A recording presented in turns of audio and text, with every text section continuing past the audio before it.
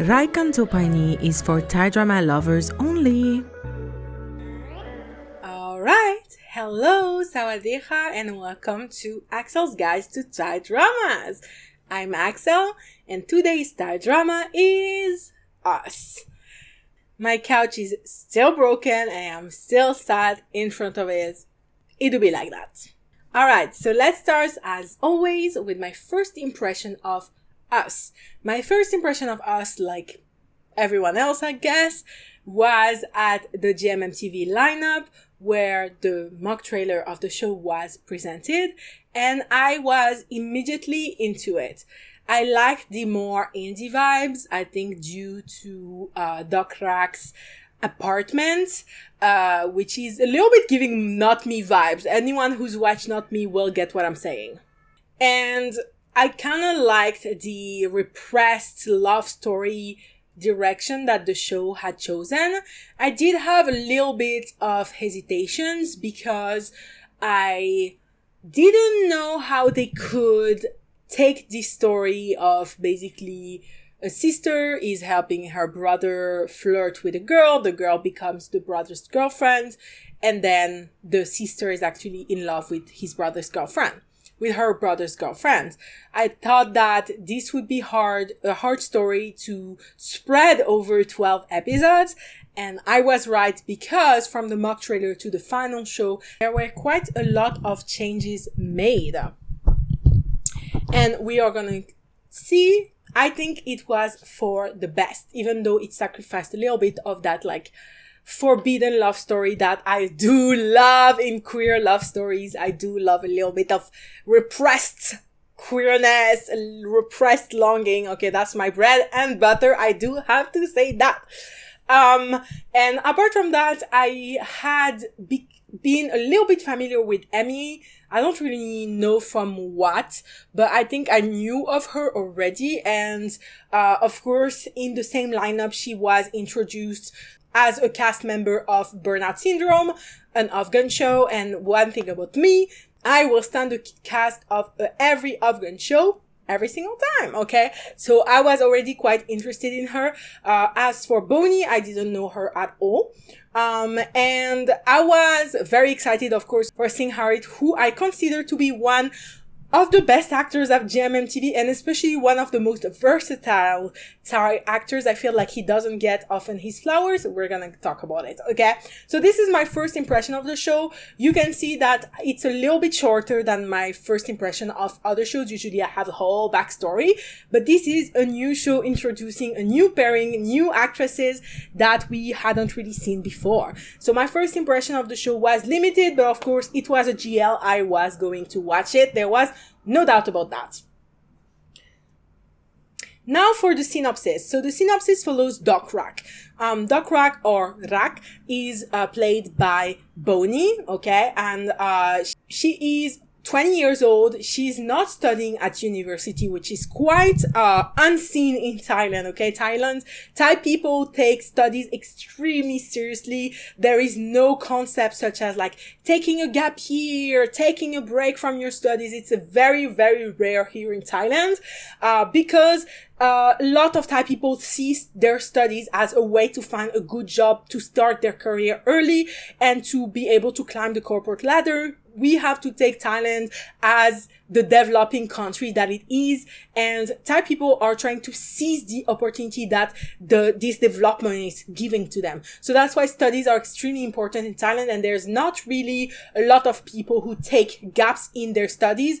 Where in France, for example, where I'm from, I feel like it's very, very common. I did take, actually, it was 2 years of gap year, because of COVID and other things as well, in between my bachelor degree and my master's degree, and no one batted an eye, okay? No one gave a fuck. Here, a lot of people were surprised. A lot of Thai people that I met here in Bangkok have told me that, they were very, very surprised that I've taken a gap year. It's really not a concept here. So I did want to say that as a backstory for Doc Rak. She is a little bit of a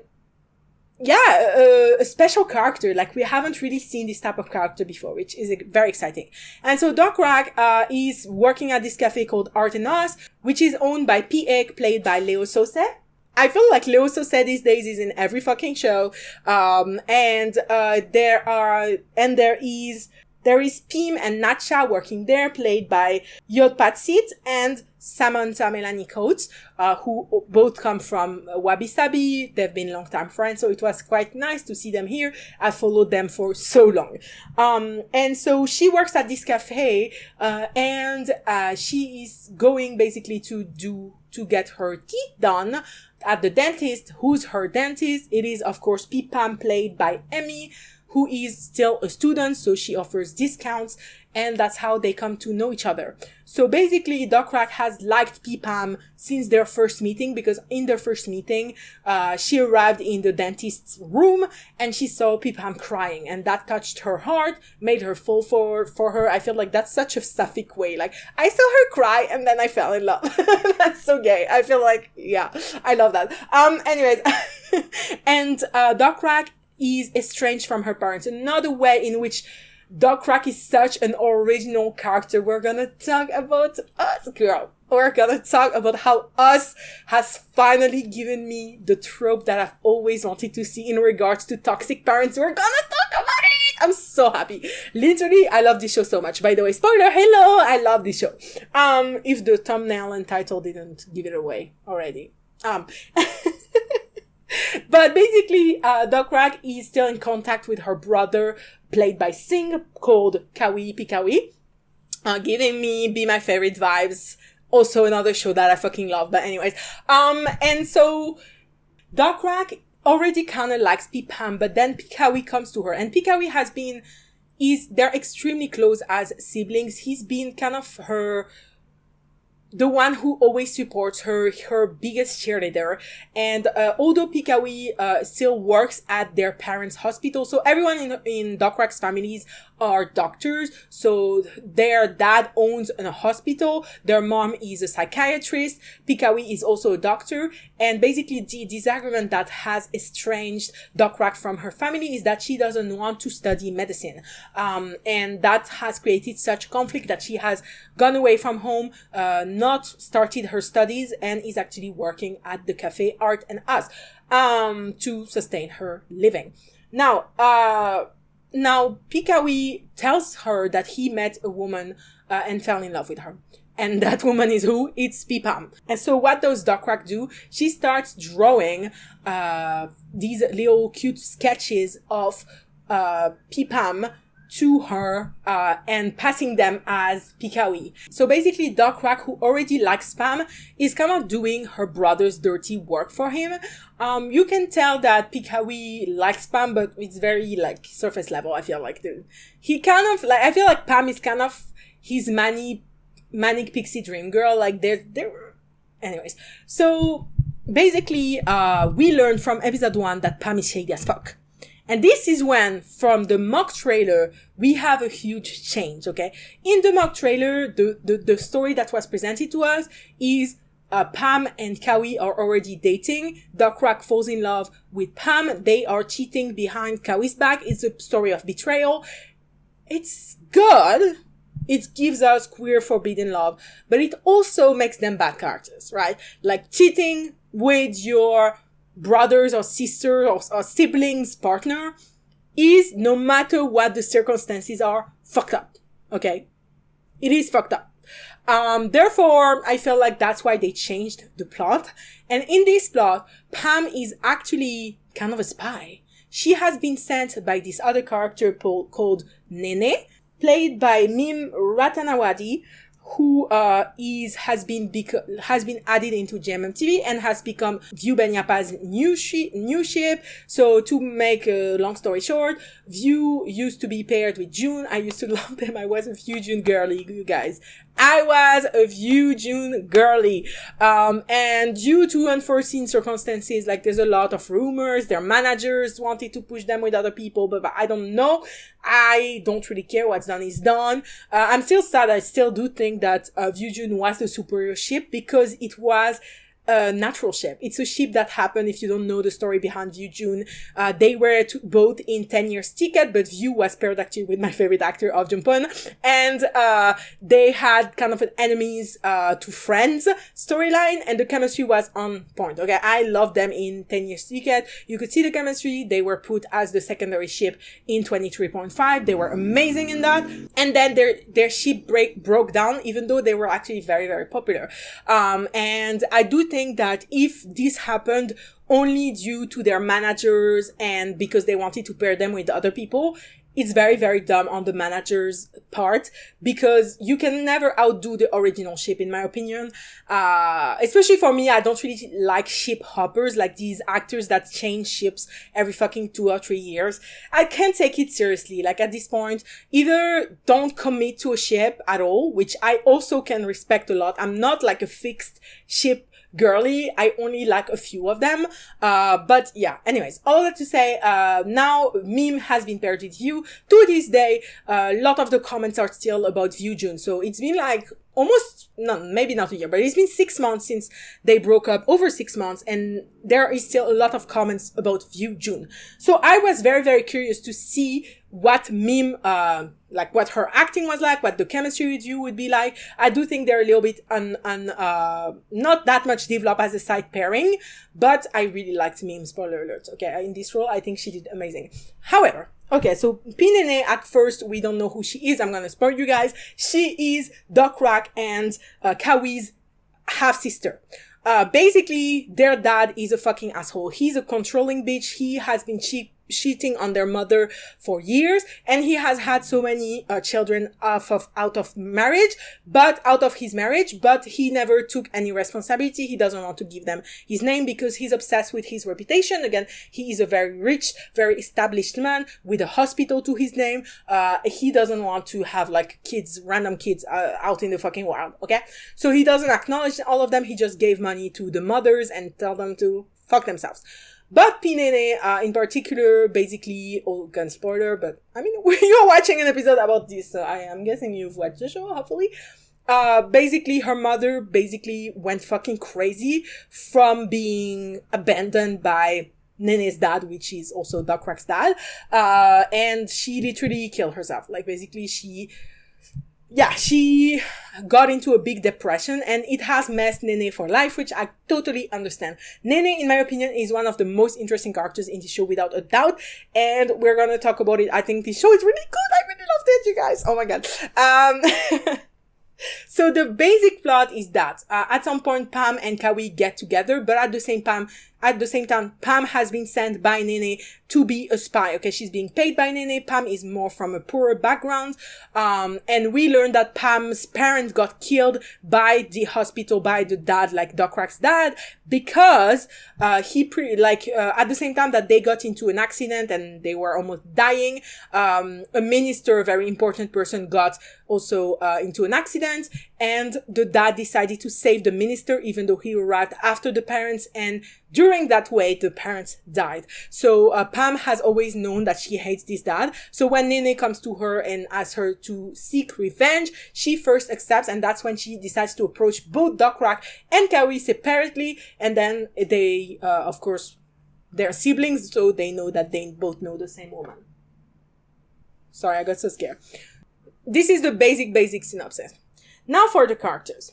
Let's talk about it.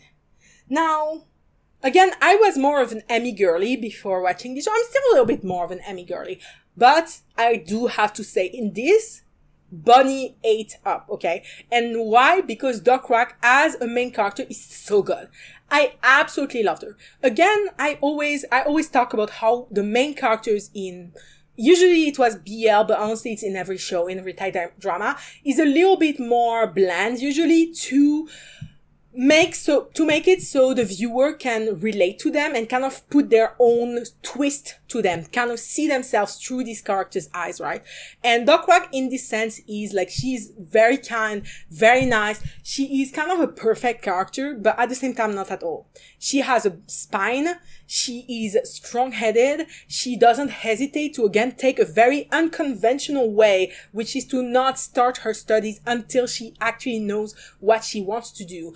She doesn't hesitate to actually tell her dad, no, I don't want to do what you want me to do, which again is very, very bold in Thai culture, which is extremely family oriented, where you have to respect your elders, especially your parents, and do what they want you to do. Okay. The number of people that I've met in Thailand that actually kind of lie to their parents, have to hide things from their parents because their parents have a huge control over their lives, even when they are like almost 30 years old. Like, these never stop. You could be 50, your parents will still have such a big hold on your life, which is not the case in the Western countries. There's always exceptions, of course.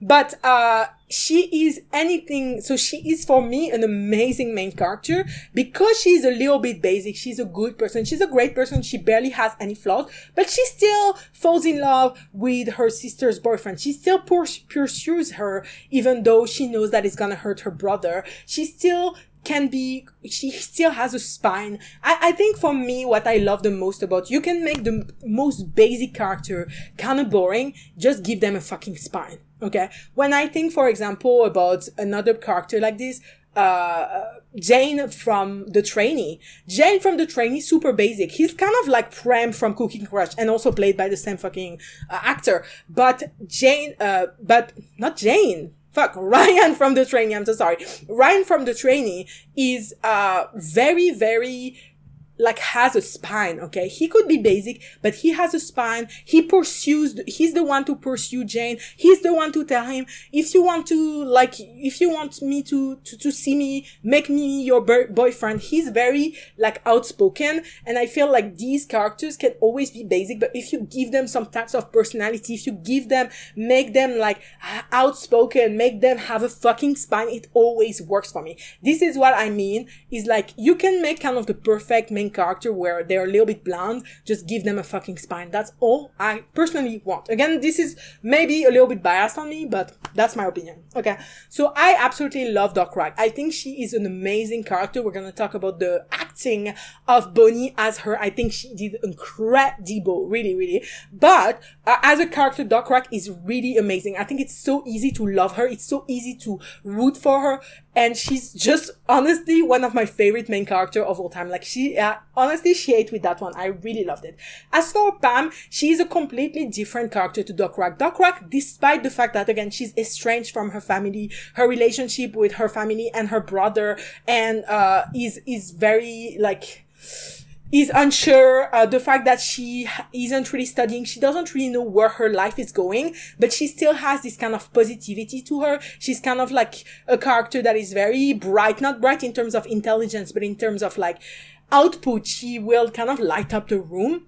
In comparison to her, Pam is kind of the opposite. When we meet Pam, she's very inexpressive. She's very secretive. We don't know anything about her. And you can still see that she is a good person. She is an interesting character, but she's a lot more withdrawn, which is very, very good because it works with her character. Her character is meant to be withdrawn. Pam, again, is hiding shit from both Doc Rack and Kawi. So she just works. She is Pam as a character who is riddled with guilt, with pain, with anger at the loss of her parents. And she is also from a much poorer background from Doc Rack and Kawi.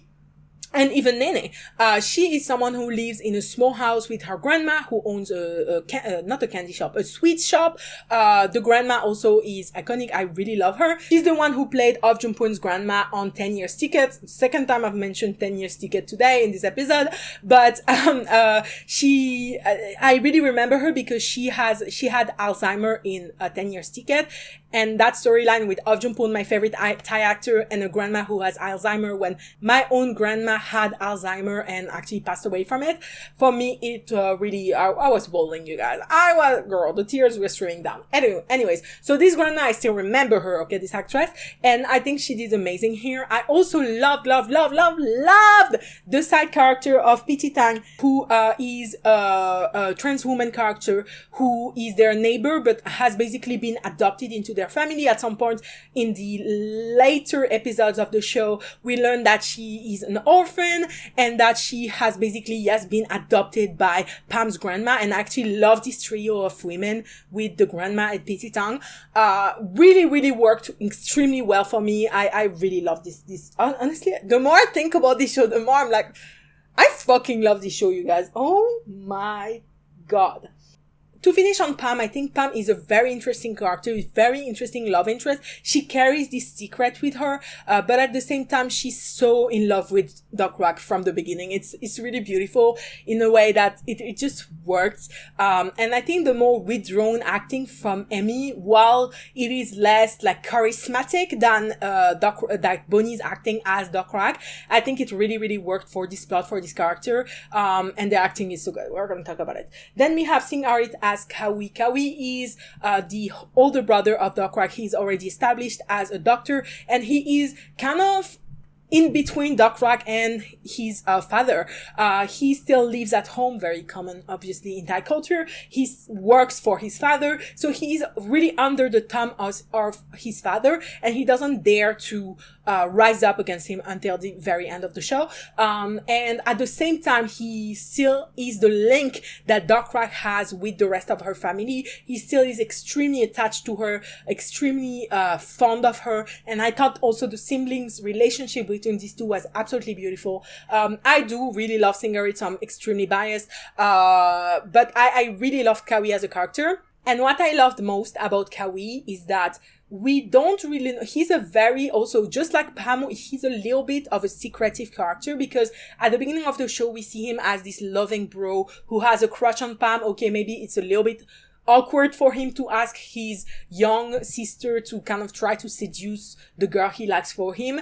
But at the same time, we can see Kawi is very, and this is in the acting of Sing Arit, I feel like he looks very uncomfortable in his own skin. You can tell he's not someone who's happy with his life. And these acting decisions, we're going to talk about it, really, really worked for this character, because Kawi, in the end of the show, we learned that he has been suffering with depression. He attempts to commit suicide. And this is a very hard moment. This is something that I personally saw coming. I think most people probably did. But it really, really worked within the show, because Kawi has been carrying the pressure of everyone in his family on his shoulders, and he just cannot take it anymore. I think Kawi is a very interesting character. He's a very relatable character, especially I think for a lot of older, the eldest daughter or the eldest son. I think I'm an only child, so girl, I don't relate to that. But if you, I think it would be really easy to relate to that. Of course, I'm hoping that not everyone has as toxic of a dad as the dad in this show, because girl, that dad,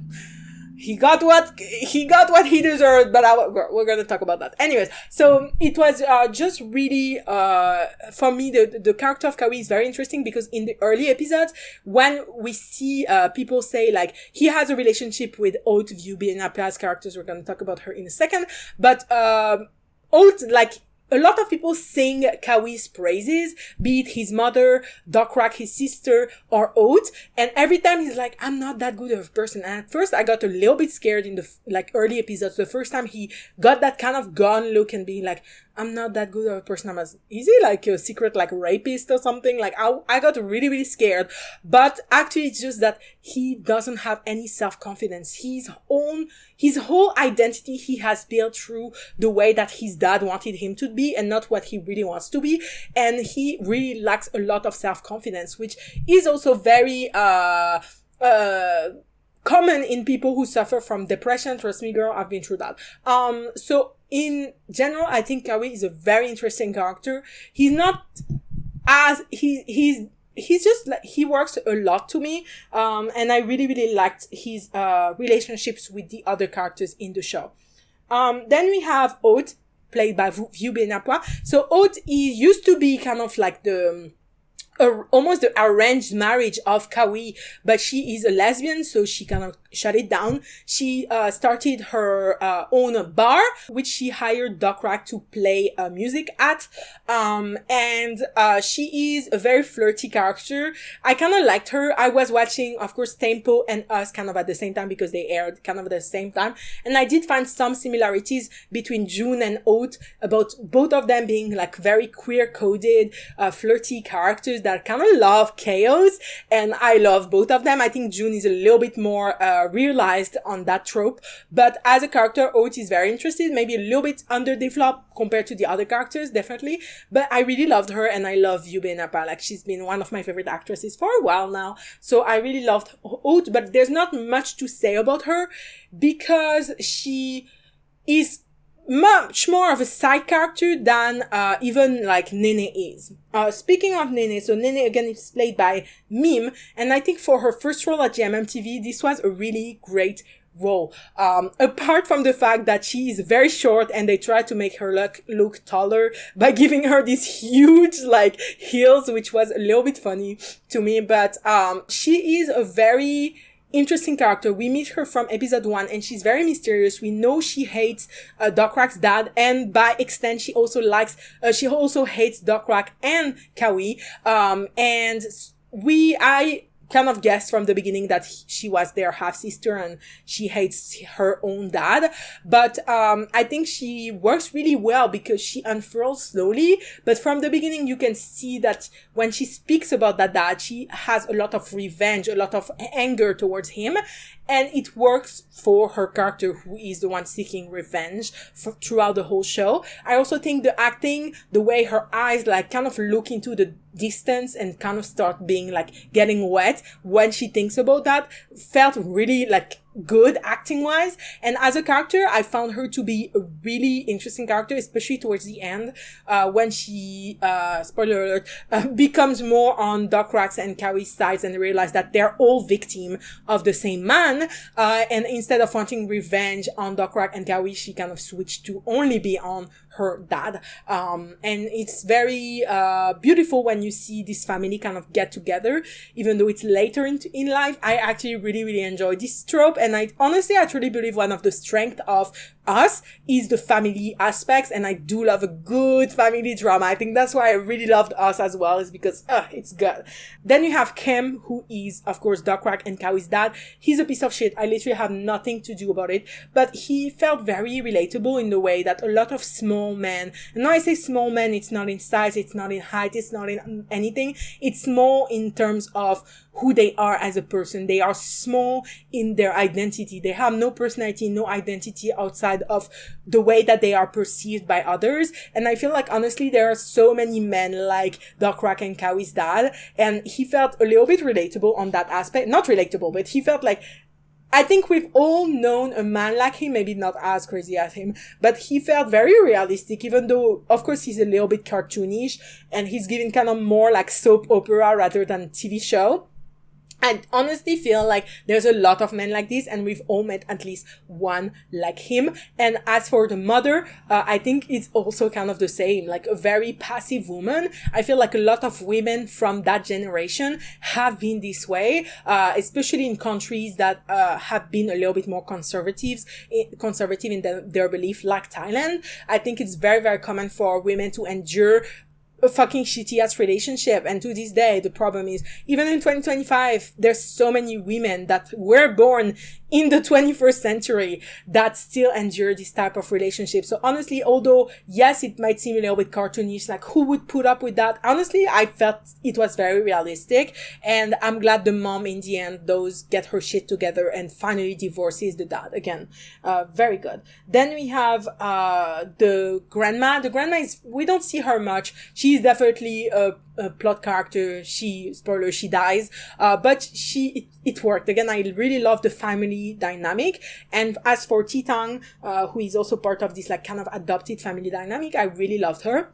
Now for the side characters, so Ek, Nacha, and Pim from the cafe that Dokrak works at, there are a lot more like side characters, especially in the second half of the show. We barely see them anymore. They are fine. I did like their idea of what was it, the sad Thursday, or I forgot what it is, but basically once a week they would reunite and they would gather and talk about something sad from their life. I think this was a good idea. I wish we would have seen a little bit more of that, because we see them do that only once or maybe twice, I don't believe, but maybe it was in the same episode. I wish we would have seen this tradition a little bit more, so it could be a little bit more powerful as a plot device rather than just a one-time thing into the show. Alright, so then we have the cast and acting. So I think I really love this cast. I genuinely think that everyone did an amazing job. I honestly, again, think that Bonnie ate with that. She added some charisma to Doc and it's the way that Doc looks so young and fresh-faced and like kind of blushy, kind of messy. There's something real in her acting that honestly I haven't found in a lot of actors. She kind of reminds me a little bit of the acting in I Told Sunset About You, one of my favorite shows of all time, which is a little bit more raw. There's a little bit more, maybe it's less perfect, but it's a little bit more like real. There's something real about it. And I really, really loved her acting in this, for real. Like, she was really, really good. She really convinced me. Again, I was more of an Emmy girl when I went into Us, but honestly, I think I love them both equally. But there's something about Bonnie's acting here that really is special and stands out from any other acting. I don't know if you guys think the same. Please tell me in the comments what you think about what I'm saying, because I genuinely loved her acting. I think she did incredible, like really, really, really good for debut performance. Incredible. I'm gonna be following this girl because really, really, she's excellent. As for Emmy, I think she was amazing. Again, her character didn't allow her to have this like freshness and like charisma that Doc had, but in the way that she has some she's more secretive. There's a gap between Pam and the viewers, and even Pam and the other characters in the show, and it works very, very well. I think Emmy showed that extremely, extremely well. And yes, overall, the acting as Emmy's acting here was really excellent. I again, no notes.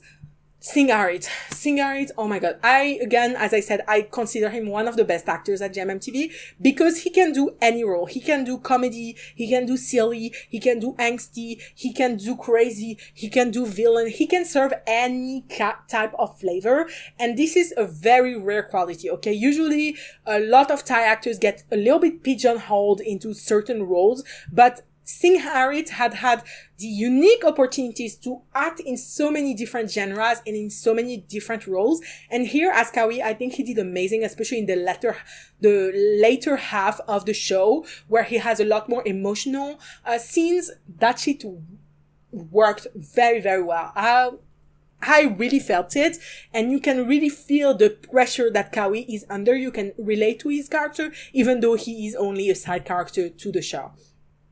And another, again, really great performance for me was Meme. I think her eyes in this show are very, very good. You can see the pain in her eyes. Every time she talks about, her dad, like there is something about it that really, really works for me.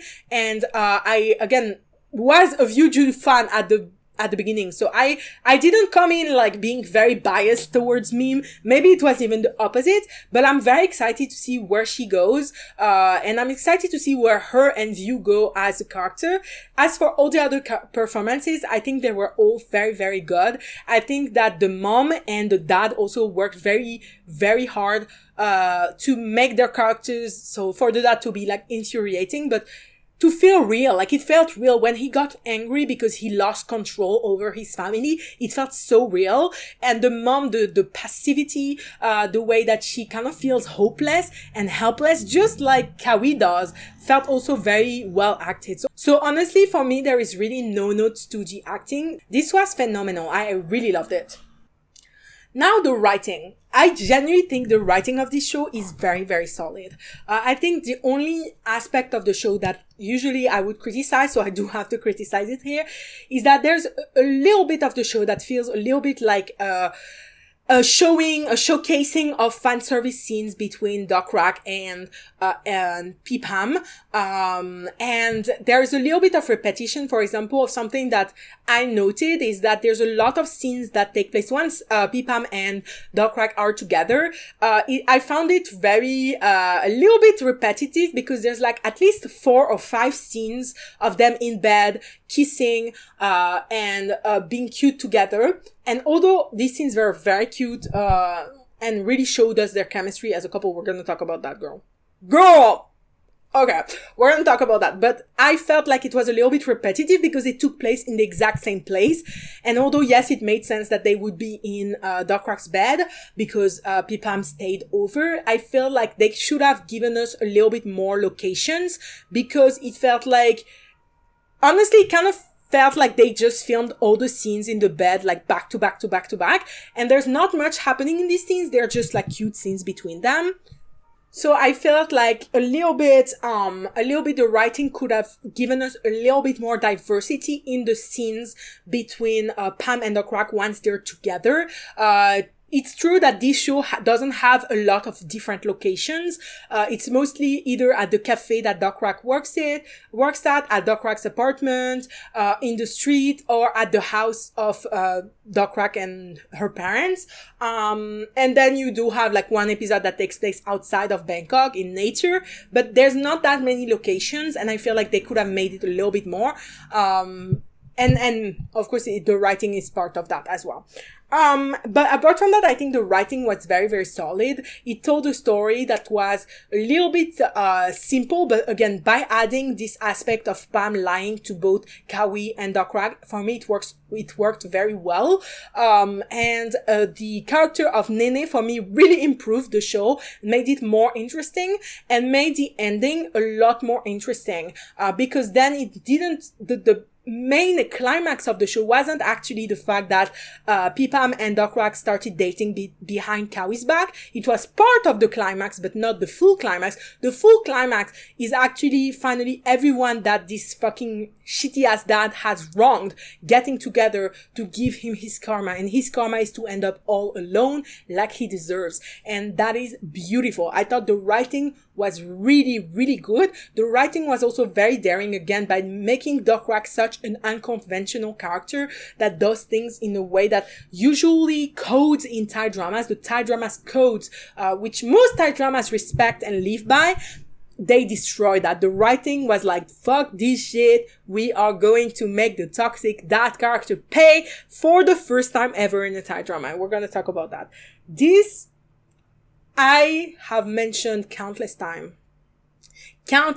okay, that I hated how Thai dramas always try to redeem the toxic parents. Sometimes it's the mom, sometimes it's the dad, out of nowhere. It happened in Pluto. It happened in fucking, what was, The Secret of Us.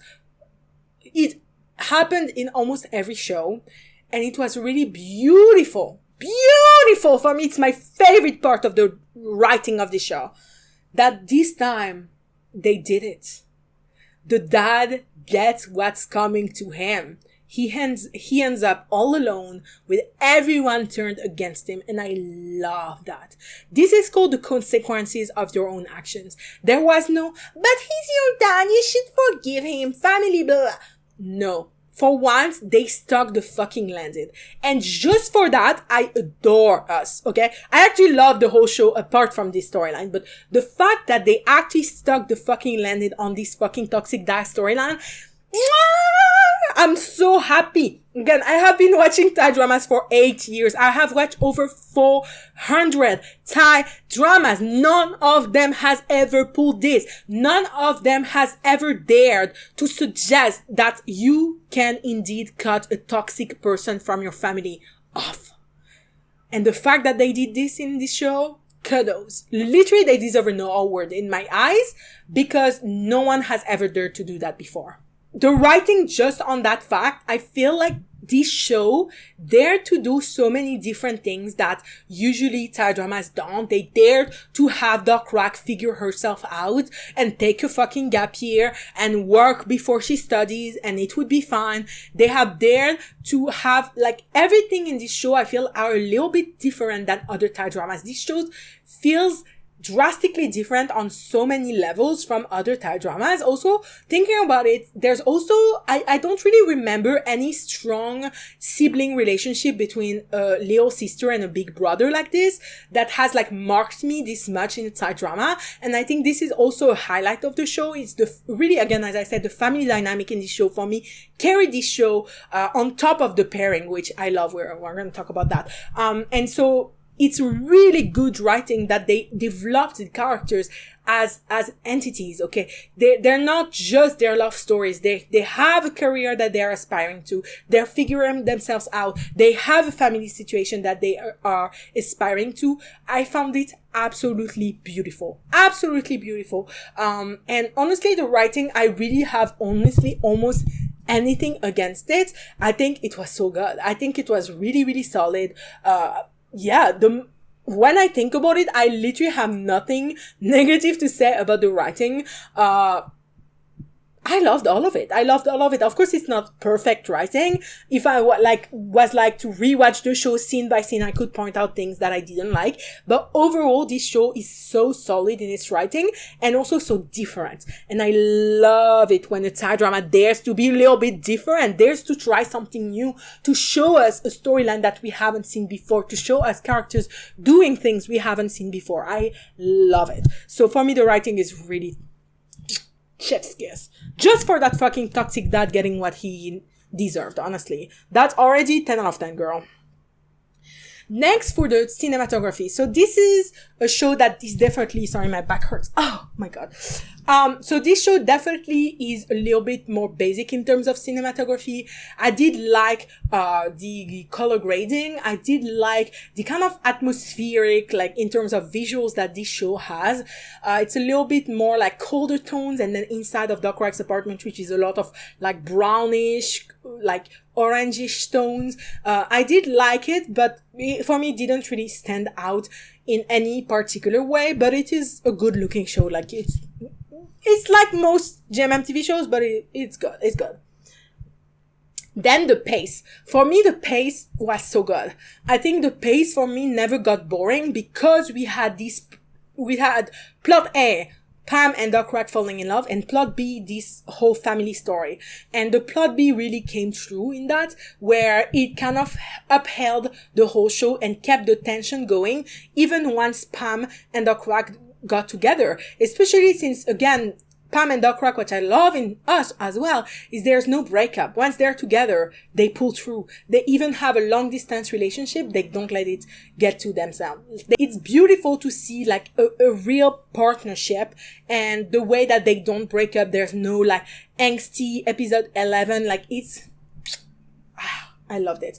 For me, the pace was near perfect. This is a show that is like, the pace is not super fast, but honestly, I don't love shows that have a super fast pace. For me, it's just a really well-paced show that I really enjoyed from beginning to end.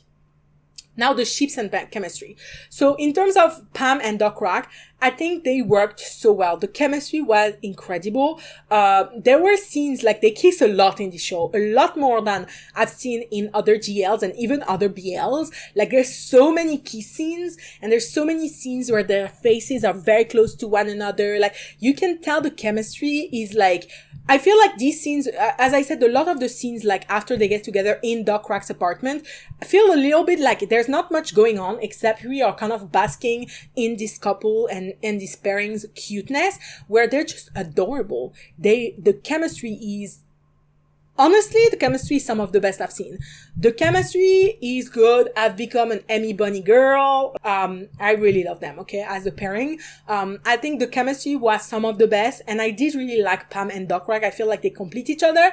And to be honest, in the later episodes, when we see like Pam having to go out of town to take care of her dying grandma, and Doc Rack has to stay, like that's when you can tell like there's a partnership. And I love it when a show makes it clear that not only, they're a cute couple together, but they're meant to be together, and they stick the fucking landing. Once again, they put in the fucking work, and they actually care for each other, and they go through obstacles together, and that's how it fucking works. I love it. I love it when they really show us that, like, it's the way that Pam and Doc Rack, once they're together, really act as partners, much more than just like two random girls dating. It really feels like a partnership, and for me, it makes the ship a lot more like, feel a lot more stronger as a viewer, which I do love.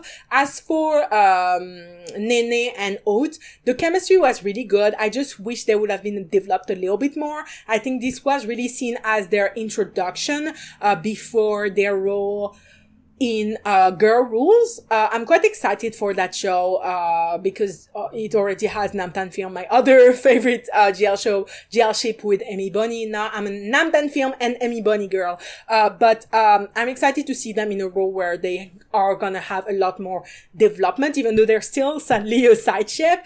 And I'm excited to see. I think the chemistry is interesting between them, and I just do wish that we would have gotten a confirmation that they're dating, would have seen a confession scene, like something more to get us a little bit more invested in this pairing, because this is really giving like side pairing that you kind of forget about after a while. I'm sorry, I did have to say that. Now for the music. The music, I'm gonna be honest, I didn't really pay attention to it too much. I feel like one of the, like, weakest points of the show is the whole storyline of Dokrak becoming a singer at Oat's bar. Yes, it does make her meet Oat, and Oat knows Kawi, so it does like make all the characters meet, which is good. Yeah, and Oat's bar is a good location for a lot of the characters to meet, a lot of the plot to take place in. So that was, I kind of got it on that front, but I feel like I kind of didn't care for Dokrak singing. Like, every time they pull off a guitar, I'm like, girl, we've already done that in BL for fucking years. Let's not do the same thing in GL. Like, let's make something new with GL, okay? Even though GL follows some of the same codes as BL, like, don't pull that fucking guitar. And it's not that Bonnie is not a good singer, it's just that, like, it's a little bit of a tired trope. Like, every time they pull a fucking guitar, I feel like, unless it's a show where music is the center, like, is very central to the plot, again, like Together, My School President, even One Night Still, which, girl, if you know what show I'm talking about, One Night Still, this is how I show my fucking, like, this is how I show I'm a fucking Thai drama expert, girl. I'm telling you, a show from 2019, GMMTV, straight show no one watched. It's not that good, but it does have Singaret in this, which I really loved him in that role. It was really cute. Anyways, but all of that to say, I feel like the music here, I didn't really notice it, and I didn't really care for it. I'm sorry. The soundtracks are nice. I do think, they're both like really good singers. It just, for me, didn't, like, there's nothing here that really captured me, but you do know, if you've listened to the other, girl, is it gonna rain? If you listen to my other reviews on this podcast, you know that usually I don't really care for the music, because, I mean, it always kind of all sounds the same. I do have to say, like, there's not really, I feel like, personally, music is not what I remember the most from a show. What I will remember definitely are always the characters. I remember characters, storylines more. I'm more of a people person. Like, this is what I always focus in, as I've always said. So for me, the music, like, is not, unless again it's central to the show, or the songs are so fucking good, like, they get me tripping. Like, for example, the way that the Not Me soundtrack is so different from any other soundtrack at GMMTV makes it so you can't ignore it. You can't, like, forget about the fucking soundtrack, and especially that song, like, oh, oh, oh, oh, oh, like, literally every fucking week I get a TikTok of someone saying how this song, like, gives them chills, and honestly, relatable. That song is fucking amazing.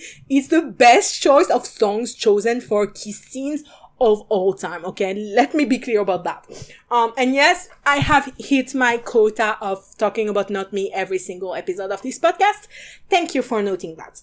Then we have the costume design. The costume design here, very, very basic. I didn't notice anything, to be honest. I feel like the fashion here was really not notable at all. Like, the fashion is very, very subdued. Apart from Nene's fashion, which denotes her, like, being very, like, classy, being rich. I also liked Oat's style, that is a little bit more, like, classy, almost a little bit androgynous, which I did like. I loved View with that half up, by the way. But apart from that, like, I didn't really care for the costume design. And to be fair, I don't think this show particularly cared for it either. Then for the rewatchability, honestly, I usually don't rewatch 12 episode shows unless it's Afghan shows, but I would rewatch this show. I actually really, really enjoyed it. And honestly, I think binging it might even be better than watching it episode by episode.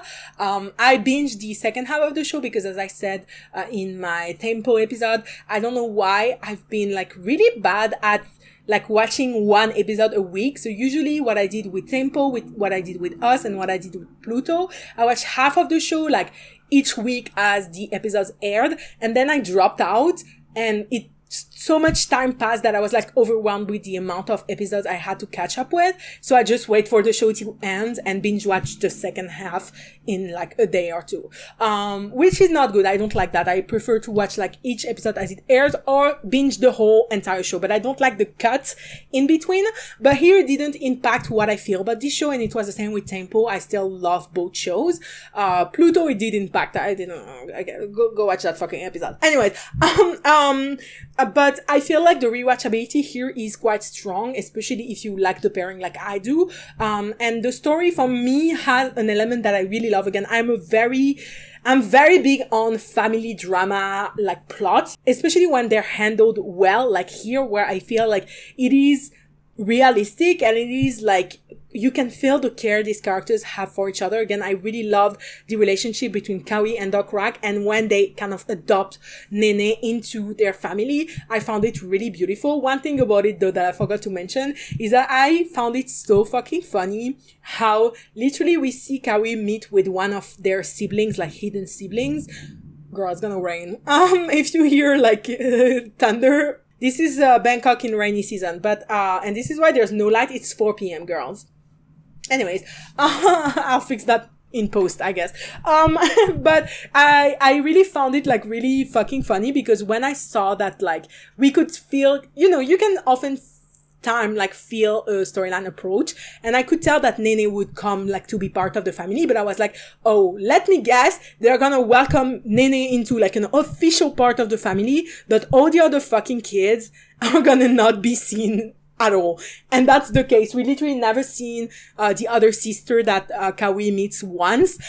We never see all the other siblings because apparently there's so many of them. And I was kind of like, I was dreaming. This would be one of my like only real criticism of the show, is that I wished I was dreaming that one of the, like the very end scene would be like a big lunch or dinner with the whole kids, the whole family, and of course Pam and Aude at the table, and just have all the characters, like a little bit like the ending of Homeschool, except I didn't like Homeschool. It's a very badly written show. I actually do have a whole video on it on my channel, like main channel, Axelle Loves Thailand. Yeah, for me, the ending, like, of all of them at the table without the fucking shitty dad, or maybe you could even pan to the dad being alone in his apartment with a beer in hand and being, like, depressed.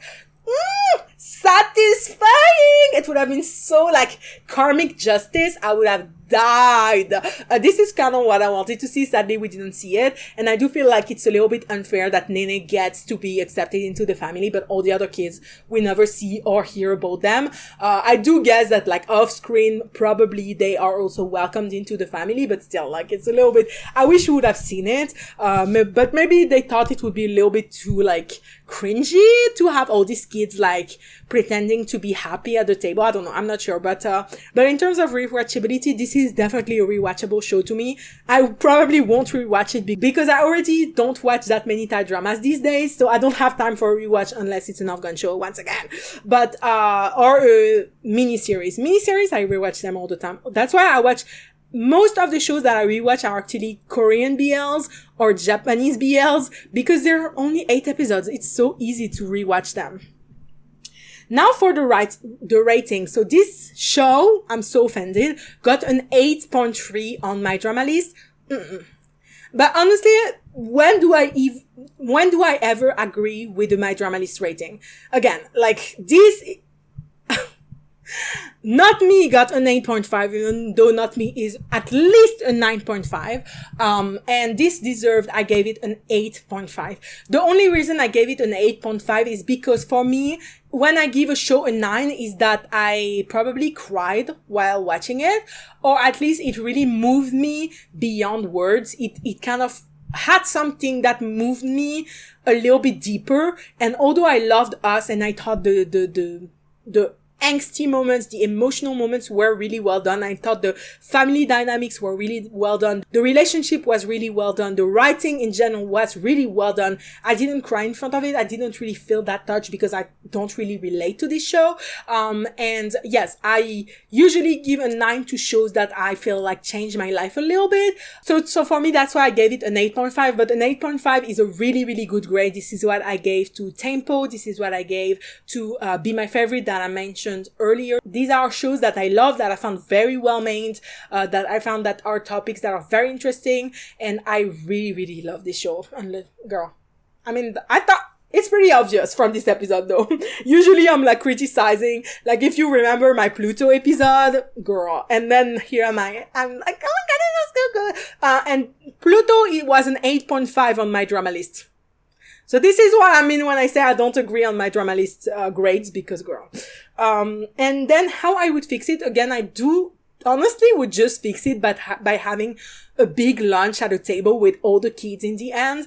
Apart from that, like even like the grandma's death, I thought this was done well. This was a good emotional moment. I really honestly, yes, also the relationship between Nene and Aude, I would develop it a little bit, but this is literally it. Apart from that, I really loved the whole show. Yes, I would also change the locations. Instead of having like 4 or 5 bed scenes that kind of all melt into each other, I would definitely change the locations for these cute scenes so they can have a little bit more impact and you can remember them more clearly. But apart from that, like, this was such a good show. I wouldn't fix much about it because I really enjoyed it. And lastly, who would like this show? I genuinely like anyone who loves like family drama, who loves, of course, GL, who loves like amazing chemistry, who loves a little bit like more different stories from that dramas, where, who loves toxic parents getting their fucking karma. Girl, you're gonna love this, like I did. Again, for me, that's my favorite part of this show. I feel like a lot of people would love this show, and it's a very lovable show. It's a very interesting show to me. I absolutely loved it. It is by far, by the way, I have to declare it before I end this episode, it is definitely my favorite GL that I've ever watched so far. Okay, so this was miles ahead, honestly, every other GL I've watched. That's why I'm an Emmy Boney girl now, because girl, this was so good, and I love that they did such a good job with this show. Like, this was incredible, loved it so much. But yes, this was it for today's episode. I hope you enjoyed it. I'll see you next week. Bye bye.